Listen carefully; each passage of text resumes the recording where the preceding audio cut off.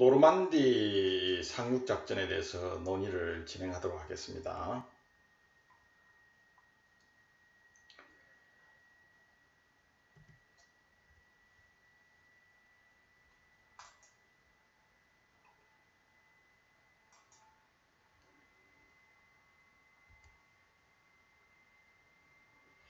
자, 이 오버로드 계획인데요. 이 오버로드 계획에 대해서 간단하게 좀 설명을 하면서 진행을 하도록 하겠습니다. 이 유럽 지역에 이제 전쟁이 있어서 연합국 지도층이 가장 중요하게 생각하고 있었던 과제는 역시 서부 유럽에 대한 상륙이었습니다.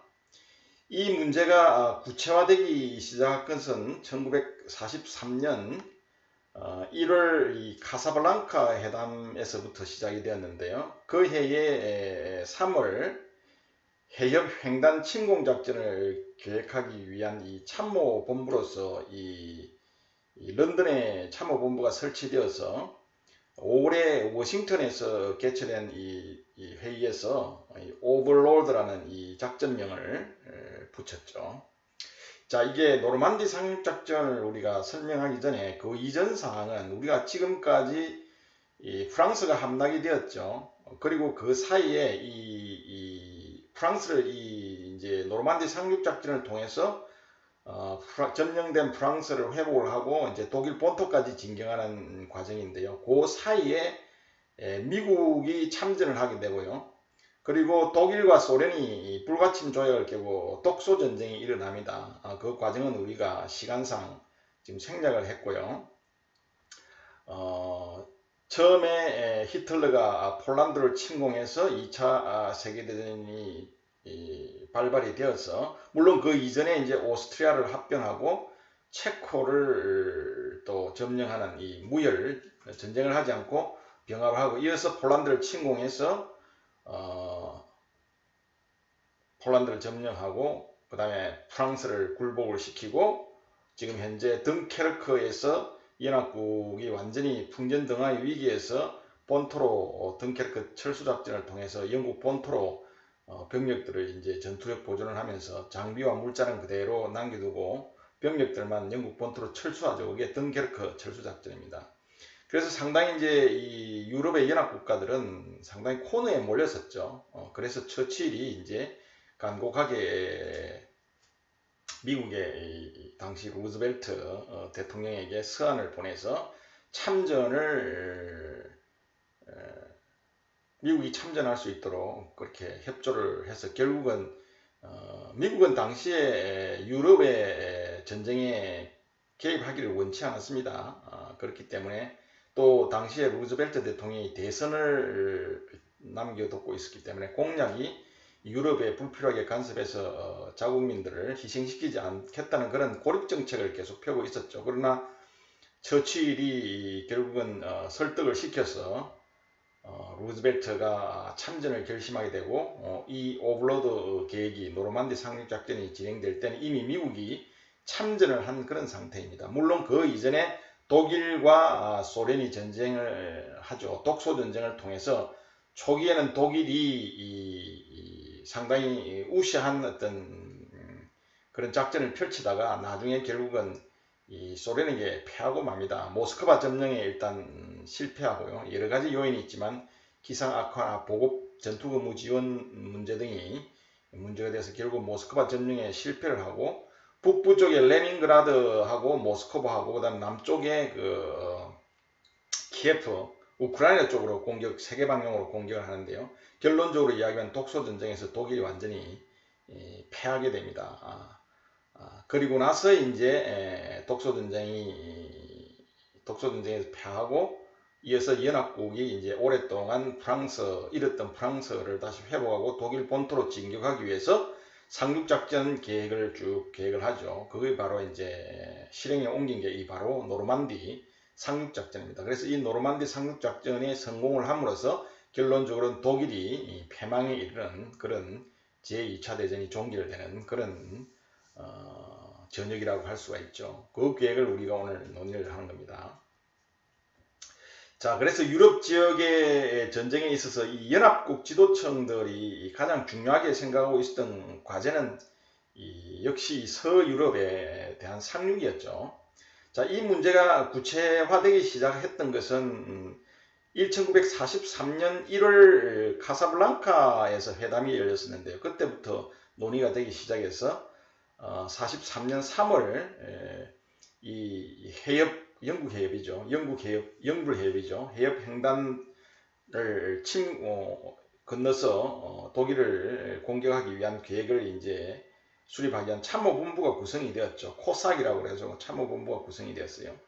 이게 이제 런던에 설치가 되었죠. 런던에 설치가 해서 5월에 이제 워싱턴에서 이 개최된 연합국 간의 그 회의에서 오버로드라는 이 암호명으로 작전명이죠. 암호명으로 노르만디에 서유럽의 상륙작전을 개시하기로 그렇게 합의가 이루어졌던 것입니다. 그래서 이 연합국 사령부에서 이 최초로 작성된 이 오버로드 작전 개념은 프랑스를 해방시키고 독일 본토로 진격하기 위한 이 대규모 병력의 발판을 서부 유럽 내에 확보한다는 것이었죠. 이게 이제 오버로드 계획의 최종 상태였습니다. 우리가 최종 상태라는 의미는 군사적으로 굉장히 중요한 개념인데 어떤 작전을 시행할 때 그 작전이 끝난 상태, 작전이 종료되었을 때 내가 원하는 상태를 우리가 end state, 최종 상태라고 합니다. 그래서 지휘관은 늘 작전 계획을 수립할 때 최종 상태가 어떠해야 한다는 거를 늘 제시를 하죠. 자, 노르만디 상륙작전이 완료되었을 때는 프랑스가 해방되어 있어야 하고 독일 본토로 진격하기 위한 대규모 병력의 발판이 서부 유럽 내에 확보되어야 한다라는 최종 상태를 이제 제시를 하는 겁니다. 결국은 최종 목표하고 비슷한 개념이라고 보면 되죠. 그래서 이 end state, 즉 최종 상태라는 개념은 우리가 군사작전 계획을 수립할 때 굉장히 중요한 요소이고 또 반드시 제시가 되어야 될 그런 상황이다. 이렇게 여러분들이 이해를 하면 되겠습니다. 자, 그 다음에 최초 이 상륙작전은 이 3개 내지 5개 정도 사단 규모로서 1944년 5월에 이제 실시를 할 예정이었어요. 그리고 이 상륙 예정지는 서부 유럽의 전 해안 지역 가운데 6군데의 후보지를 놓고 몇 가지 이제 고려사항을 고려해서 결정을 했는데 최종적으로 노르망디 해안으로 선정이 되었습니다.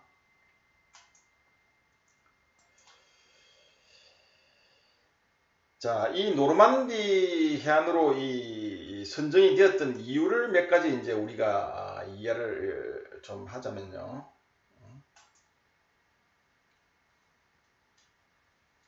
우선 이 노르망디 해안은 이 네덜란드하고 벨기에 해안은 이 거리가 너무 멀었어요.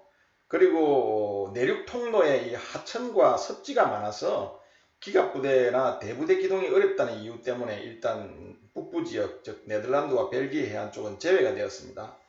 두 번째는 이제 이 바드 깔레라는 지역이 있는데요. 바로 그 밑에 지역이에요. 네덜란드와 벨기에 바로 아래쪽이죠. 이 바드 칼레 지역인데 칼레 지역은 이 칼레 해안은 영국에서부터는 가장 가까운 지역이에요. 그래서 이제 대병력이 상륙할 병력이 다 영국에 지금 있죠. 연합국들이. 그리고 독일은 프랑스를 점령해서 영불 해협을 서로 마주 보면서 지금 전선이 형성되어 있는 그런 상황이죠. 그 다음에 이 두 번째 이제 깔레 지역은 영국하고는 굉장히 이제 제일 가까운 지역이기 때문에 이 공중 음호나 수송이 용이하다는 장점은 있었어요. 그러나 해안 일대에 이 강풍이 많이 불고 또 사구가 모래 구렁이죠.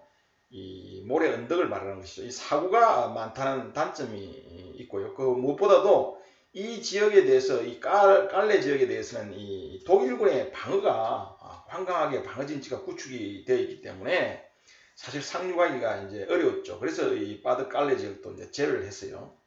세 번째 이 생강 하구 지역을 검토를 했는데요. 이 지역은 강으로 인해서 병력이 양분이 되고 그러니까 상륙을 하게 되면 병력이 이제 센강이 가운데로 흐르기 때문에 병력이 양분이 되기 때문에 독일군에 의해서 이 상륙 병력이 각계 격파당할 우려가 있었기 때문에 또 제외를 했어요. 그리고 네 번째 이 브리타뉴 반도, 브리타니 반도죠. 브리타니 반도 이 서쪽 해안은 거리가 너무 멀었고요. 또 절벽이 많아서 이 프랑스 중심부에서 멀리 떨어졌다는 이유로 또 제외를 시켰습니다. 자, 그 다음에 다섯 번째에 이 비스카이 해안도 같은 이유로 탈락이 되었고요. 마지막 남은 이 노르망디는 해안 조건이 좋고 또 내륙 통로로 이어지는 그 도로망도 양호할 뿐만 아니라 특히 이 독일군이 방어 태세가 이 지역에 비교적 약하다는 그런 장점이 있었습니다. 물론 깔레에 비해서 거리는 좀 멀었어요. 그리고 공중 음호 거리는 멀었지만 이 공중 음호는 가능했기 때문에 크게 문제는 되지 않는다고 판단을 했겠죠. 자, 이렇게 해서 노르망디는 이 역사적 작전의 무대로 이제 선정이 되었던 것이죠. 그래서 이 연합군 참모본부에서는 이 상륙 공격군에 대한 압력을 줄이는 방안으로서 이 6월 중에 남프랑스 해안에 대한 견제 상륙도 계획을 했습니다. 그러니까 이 노르망디에 상륙한다는 것을 적에게 속이고 또 노르망디에 독일군의 방어병력이 집중하지 않도록 그 남쪽에 안빌이라는 지역에 프랑스 남부 지역에 이 견제 상륙 또 하나의 소규모의 상륙 작전을 기획해서 그게 이제 우리가 나중에 뒤에서 우리가 논의가 되겠지만 이거 안빌 상륙 작전이라고 합니다. 안빌 상륙 작전. 결국 실제로 나중에 실시가 됩니다. 그래서 안빌에 상륙함으로써 독일군을 그쪽에 묶어두고 고착 견제하는 것이죠. 그리고 상륙 지역도 이제 기만하는 이런 여러 가지 효과를 노리고 조그마한 소규모의 상륙 작전도 계획을 했었죠. 자, 그런데 1943년 12월에 이 연합국 참모본부 코삭이 이 연합 원정군 총사령부로 개편이 됩니다. 이때 이제 Supreme Headquarters Allied Expeditionary Force라고 해가지고 셰프라고 불렀어요. 셰프라고 부른 이 연합 원정군 총사령부로 이제 이 코삭이 개편이 되고 총사령관의 이제 유명한 아이젠하워 대장이 임명이 되면서 이 계획에는 약간의 수정이 가해집니다. 뭐 대폭 수정은 아니고요. 소규모의 수정이 아이젠하워가 새로 총사령부로 연합 원정군 총사령부로 부임하면서 좀 수정을 하죠.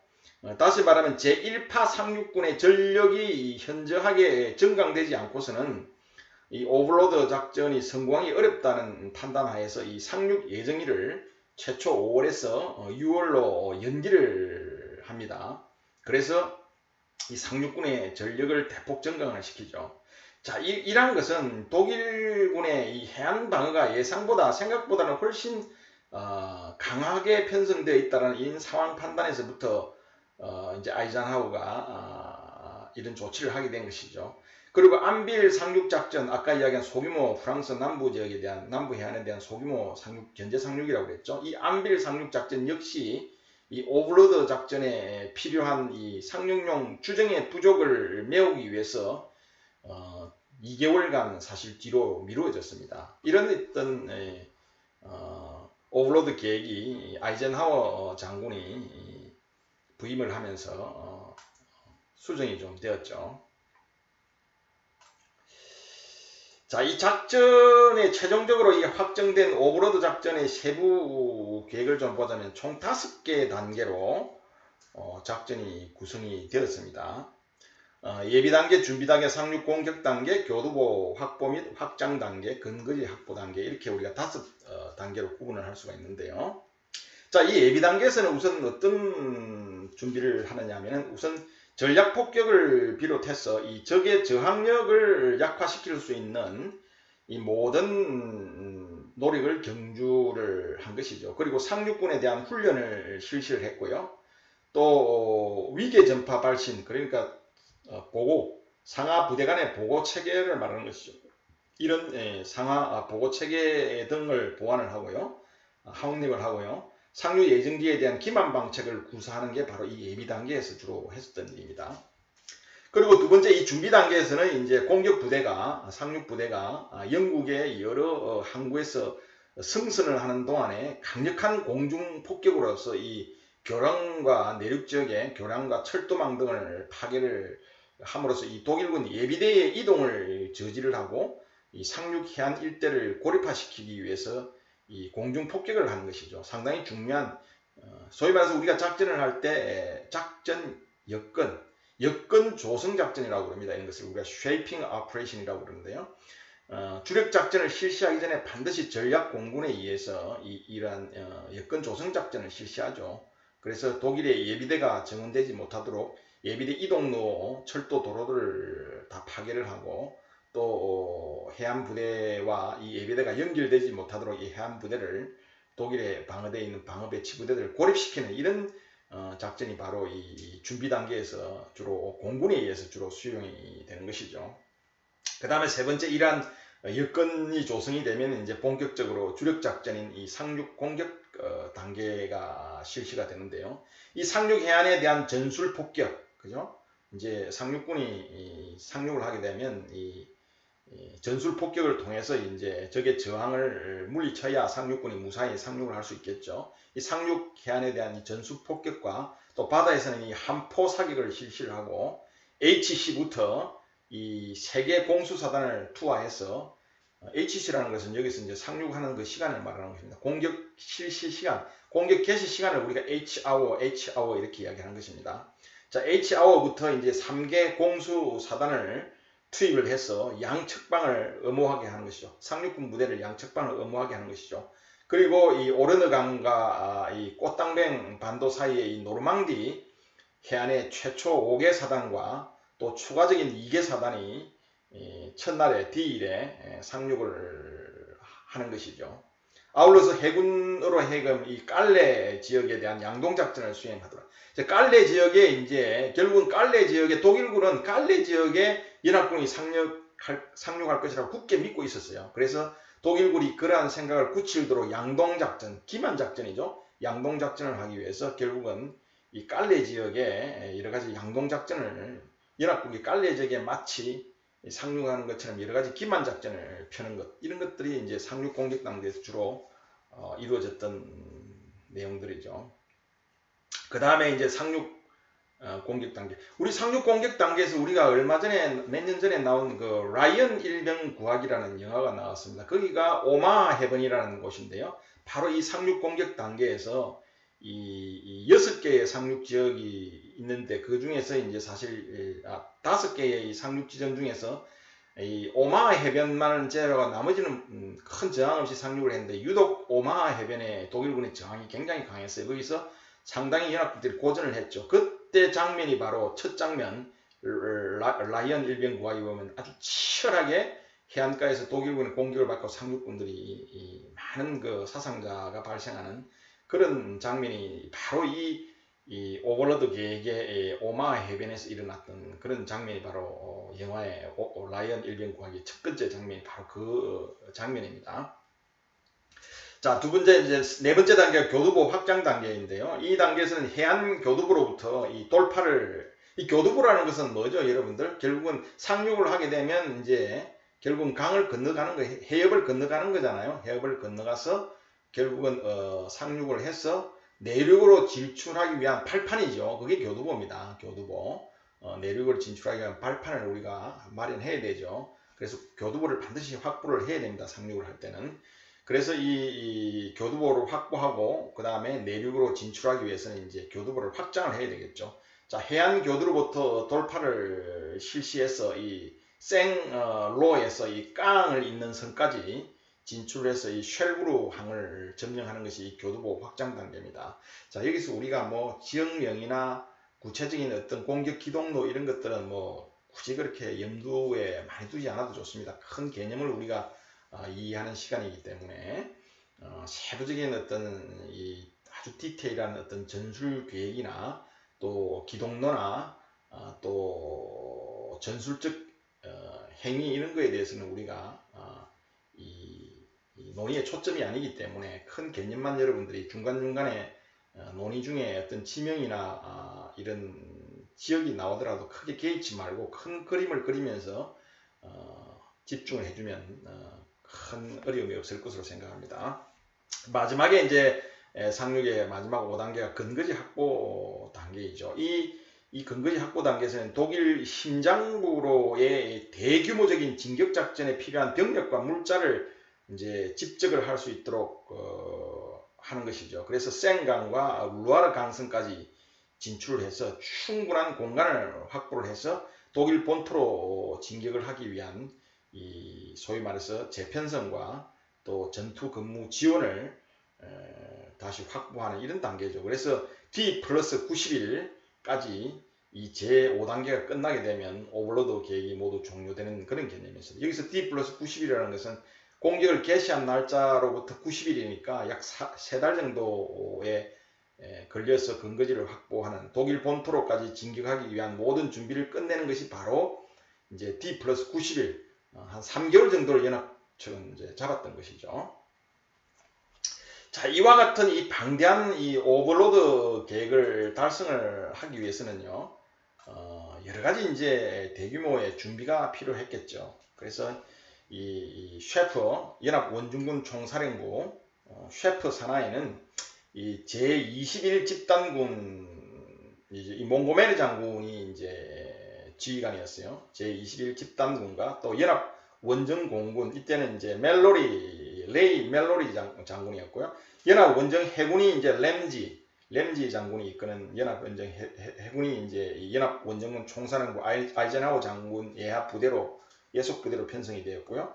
그 다음에 아이젠하워 장군을 보좌하는 부사령관으로서 테드 장군, 아서 테드 공군 원수가 이 아이젠하워를 보좌를 하고 있었고요.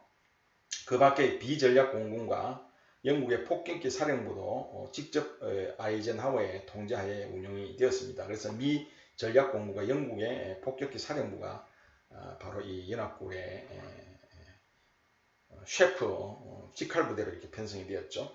자, 이처럼 이제 획기적인 이 대작전을 위해서 연합군은 영국 본토 내에 방대한 양의 전쟁 물자와 병력을 집결시키기 시작했는데요. 자, 이거 또한 굉장히 중요한 것이죠. 이러한 이 치열한 전투를 수반하는 작전입니다. 이것도. 왜냐하면 미국으로부터 이 영국으로 향하는 연합군의 모든 이 수송 함대는 이 대서양 일대에서 출몰하는 이 독일 잠수함의 집요한 공격을 극복을 하고 해야 됐기 때문에 그런 것이죠. 그래서 대서양을 건너서 미국의 모든 전쟁 물자들이 이 영국으로 건너오는데 이 독일은 무제한 잠수함 작전을 통해서 다 이 전함들 또는 상선들을 다 침몰하는 이런 잠수함 작전을 적극적으로 폈기 때문에 이것을 다 극복을 해야 사실은 상륙을 하기 위한 전쟁 물자와 장비들을 다 집적을 할 수가 있는 것이죠. 당시에 미국의 어떤 어마어마한 산업의 발전으로 인해서 미국의 이런 도움이 없이는 연합군이 사실은 이 노르망디 상륙작전을 할 수 없는 여건이었습니다. 프랑스와 영국은 이미 독일군에게 상당한 피해를 입혀서 여러 가지 전쟁을 수행할 수 있는 상당한 제한이 있었죠. 그래서 처칠이 루즈벨트를 설득을 시켜서 결국은 미국이 참전하게 됨으로써 새로운 반전의 역사가 일어나는 것입니다. 그래서 결국은 대서양을 건너서 미국의 이런 방대한 전쟁 물자들이 대서양을 건너서 런던으로 건너와야 되기 때문에 이 자체가 어마어마한 또 치열한 작전의 일종이죠. 이 독일의 무제한 잠수함 작전 때문에 그런 것이죠. 자, 개전 직후부터 이 대서양을 무대로 해서 이 연합군을 각종 선박을 괴롭혀 온 이 독일군 이 잠수함 부대는 이 한때 대서양의 제해권을 거의 장악한 단계까지 이르는 적도 있었습니다. 그러나 연합군의 대잠수함 작전 역량의 향상과 또 잠수함 기지하고 생산 공장에 대한 전략 폭격의 효과가 나타남에 따라서 이 대서양 전투는 43년 이후부터는 이 차차 연합군에게 유리하게 기울어가기 시작을 했어요. 자, 이러한 어떤 상황에 힘입어서 이 영국 본토로의 수송 작전은 그해 8월 이후에 본격화되기 시작했습니다. 그래서 1944년 5월 현재 영국에 집결된 미군의 숫자만 해도 130만 정도가 됐어요. 지상군이 한 90만 정도가 됐고요. 공군이 40만, 어마어마하죠.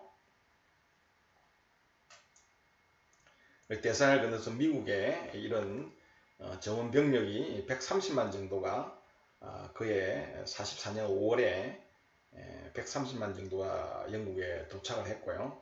또 5월 한 달간만 미국에서 영국에 수송된 물자만 해도 190만 톤이나 되었습니다. 이처럼 방대한 이 보급품들은 병참 지원 업무의 원활을 기하기 위해서 이미 1942년 봄에 설치된 이 블레로라고 하는 군수기구의 통제하에서 운용이 되었습니다. 그래서 이 노르망디 상륙작전은 오래전부터 계획이 되었던 것이죠. 자, 오버로드 작전을 성공시키기 위한 이 예비 조치로서 또 하나 우리가 빼놓을 수 없는 것은 바로 전략 폭격입니다. 42년 8월 17일에 제8공군의 미 제8공군의 중폭격기가 유럽 대륙에 대한 최초의 폭격을 실시한 이래 이 연합군은 적의 산업시설을 파괴를 함으로써 이 군수공업을 비롯한 전반적인 경제체제를 와해시키고 또 도시를 폭격함으로써 적 독일 국민의 전투의지를 분실을 했고요. 혹은 또 직접 군사기지와 병참선을 강타하는 등의 광범한 전략 폭격을 전개를 했습니다. 더구나 43년 오버로드 계획이 구체화된 이후부터는 이 폭격 목표의 일정한 우선순위를 정하고 더욱 조직적인 폭격을 가했는데요. 예를 들자면 이 잠수함 건조하는 공장이라든지 기지, 또 항공기 공장과 이 비행장, 그 다음에 볼 베어링 공장, 정유시설, 인조 고무 공장, 차량 공장 이런 등의 순서로 폭격을 했습니다. 결국은 독일군의 산업시설을 파괴함으로써 더 이상의 무기와 이런 병참 물자들을 생산하지 못하도록 하기 위한 그런 폭격이죠. 굉장히 중요한 이 여건 조성 작전이죠. 아울러서 이 미국과 영국 공군 간에는 임무 수행상 약간의 차이가 있었는데요. 미 공군은 주로 주간에 정밀 폭격을 했습니다. 그리고 영국군은 주로 야간 폭격에 많이 의존을 했습니다. 이러한 전략 폭격은 44년 2월 20일부터 6일간 계속된 이 독일 항공기 공장에 대한 집중 폭격으로 이 절정에 달했고요. 우리가 이거를 빅 위크라고 합니다. 빅 위크. 이 절정에 달했고요. 이에 이제 부수에서 전개된 맹렬한 이 공중전과 더불어서 이 빅 위크는 제공권 젠탈전에 있어서 획기적인 전환점이 되었습니다. 그래서 이때부터 이제 유럽 대륙에는 연합군의 항공기가 장악을 하게 되었죠. 결국은 제공권을 연합군이 장악하게 되었다는 그런 의미입니다. 이렇게 해서 이제 모든 준비가 갖추어진 5월 말 이제 현재 오버로드 작전을 위해서 동원된 연합군의 총 규모는 287만 6천 명이었어요. 어마어마한 병력이죠, 사실은.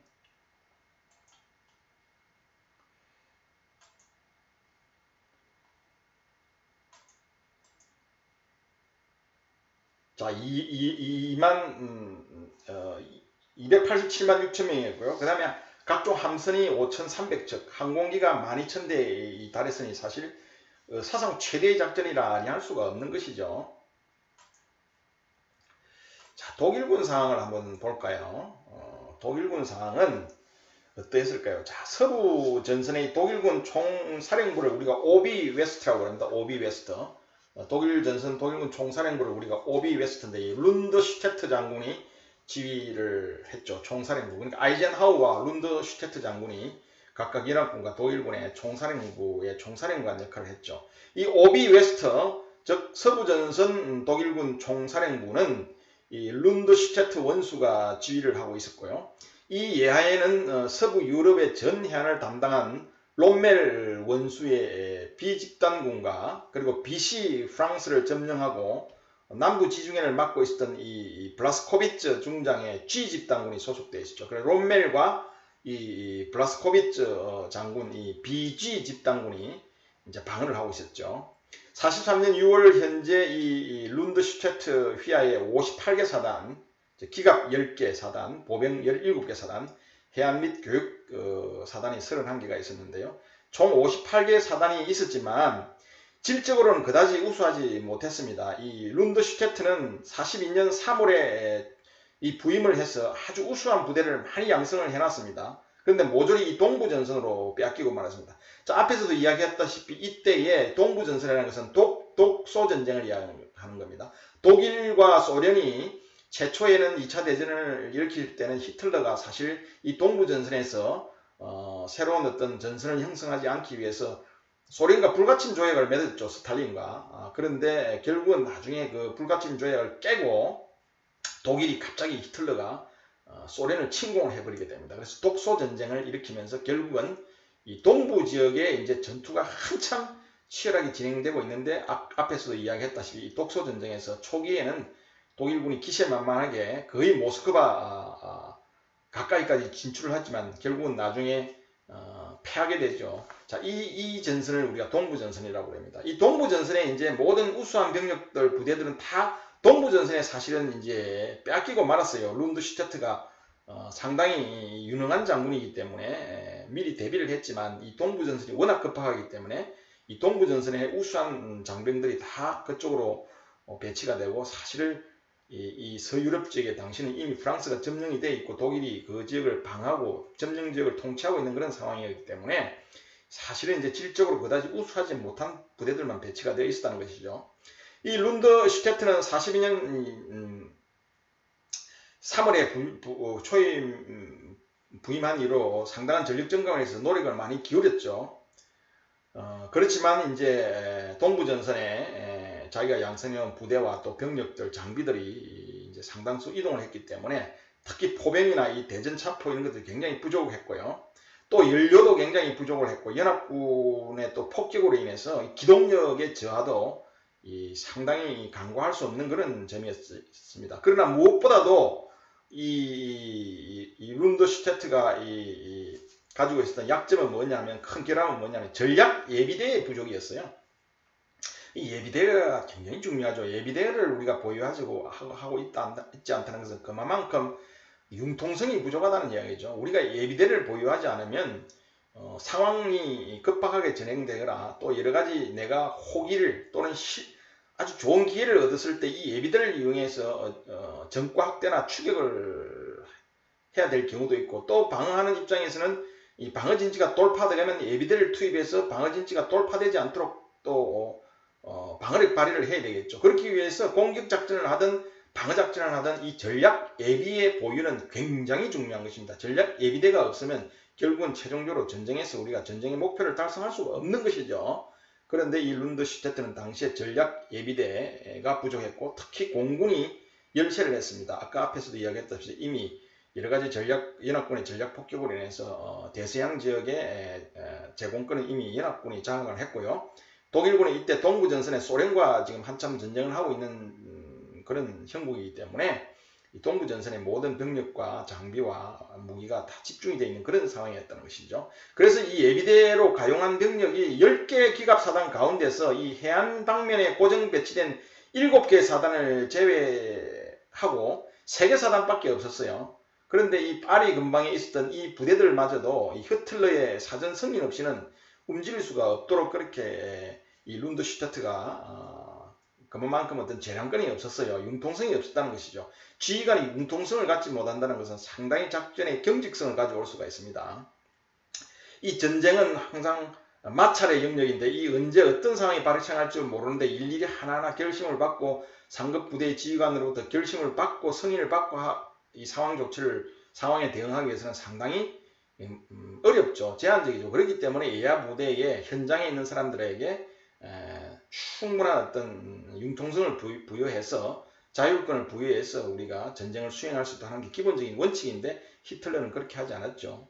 예하 부대 지휘관을 철저하게 통제를 했기 때문에 이 전략 예비대마저도 히틀러의 승인 없이는 사용할 수 없는 그런 체제가 만들어져 있었던 것입니다. 공군의 경우도 겨우 한 400대 정도의 가용 전투기가 있었지만 이 부속품이나 또 연료나 이 조종사 부족으로 절반 정도밖에 작전에 투입할 수가 없는 그런 상황이었어요. 이뿐만 아니고 이 룬드슈테트는 이 공군과 해군 지원 부대들을 직접 통제할 수 있는 제도적인 권한이 또 없었어요. 공수부대와 또 대공포 부대가 이 공군 소속이었고 대부분의 이 해안포대가 또 해군의 관할 하에 있었던 이 편제상의 특징은 이 룬드슈테트의 이 지휘력과 더불어서 이 전체적인 군사 역량의 효용을 크게 감소시켰던 것이죠. 자, 이 해안 방어를 계획함에 있어서 이 룬드슈테트 원수와 이 롬멜 장군은 전혀 상반된 견해를 가지고 있었습니다. 이 룬드슈테트는 이 연합군이 막대한 물자와 압도적인 병력의 우세로서 이 충분히 준비한 후에 상륙을 할 것이기 때문에 이 최초 상륙을 저지할 수가 없다고 판단했죠. 그래서 최초 상륙은 허용을 해주고 연합군이 교두보를 강화하기 이전에 기동성 있는 강력한 전략 예비도로서 역습을 통해서 격퇴를 시키고자 하는 소위 이 전략적 기동 방어를 주장을 했습니다. 룬드슈테트 원수는. 자, 그런데 반면에 이 롬멜은 이 제공권이 없는 상황 하에서는 이 예비대 이동이 불가능하기 때문에 기동 방어를 할 수 없다고 반대를 하면서 일단 연합군이 상륙한 다음에는 격퇴를 하기 어렵기 때문에 기갑부대를 포함한 모든 병력을 해안 가까이에 배치해서 적의 상륙을 해안에서 저지해야 된다고 주장한 것이죠. 이것이 바로 이른바 전술적 선방의 개념입니다. 자, 롬멜은 전쟁의 승부는 해안에서 결정된다.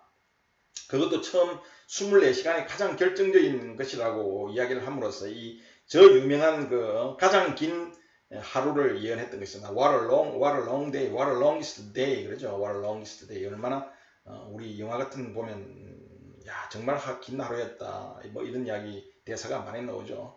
가장 긴 하루를 예언을 했던 것입니다. 자, 현대식 기동전의 창시자라고 일컬어지는 이 롬멜이 선방어를 주장했다는 사실은 매우 아이러니컬한 것이었죠. 여기에 바로 이 롬멜의 천재성과 그의 한계점이 동시에 드러나고 있다고 우리가 할 수 있습니다. 자, 독일군 수뇌부 가운데서도 이 구데리안 장군은 룬드슈테트에게 동조를 했어요. 전략적 기동방어를 그러니까 찬동을 했고요. 요덜이라는 장군은 롬멜에게 또 표를 실어줬죠. 그래서 여러 가지 의견이 독일 군 수뇌부들 간에도 엇갈렸는데요. 궁극적인 결정권을 가진 히틀러는 이 롬멜의 견해를 지지를 하게 됩니다. 그래서 이제 중요한 항구는 보루화되고 즉 경관 방어 진지로 구축이 되고 이 포대와 기관총 진지는 이 콘크리트로 구축이 되었고요. 지뢰, 철조망, 수중 장애물을 설치하고 그리고 낙하산과 글라이더의 착륙을 저지하기 위해서 인공석지와 철항 등을 이용해서 장애물을 설치하고 대대적인 해안 방어 공사가 이루어졌던 것입니다. 그래서 우리가 라이언 일병 구하기에 보면 그 오마하 해변에 여러 가지 장애물, 철조망, 지뢰지대 그리고 기관총 진지가 이 콘크리트로 강력하게 구축되어 있는 그런 장면이 보이죠. 그래서 연합군이 상륙을 할 때 거기에서 엄청난 기관총 세례와 그리고 장애물을 이용한 이 방어 전투가 일어나는 장면이 나오죠. 바로 이런 부분이 독일군이 철저하게 해안에서 롬멜의 견해를 받아들여서 해안에서 적을 완전히 경멸하고자 하는 이런 작전 계획을 수립했던 것입니다. 그 영화가 그래서 굉장히 사실적인 어떤 이 내용을 잘 감독이 조명을 한 것 같아요. 굉장히 역사적인 어떤 사실에 근거해서 영화를 만드는 것으로 제가 영화를 보면서 굉장히 많이 느꼈습니다. 자, 그래서 이제 이 해안 방어를 철저히 독일군은 준비를 했고요. 이렇게 해서 독일군은 2,500마일에 달하는 이 해안선에 대서양 방벽을 쌓아놓고 모든 전력을 이 해안에 집중시킨 상태로 운명의 날을 기다리게 되는 것입니다.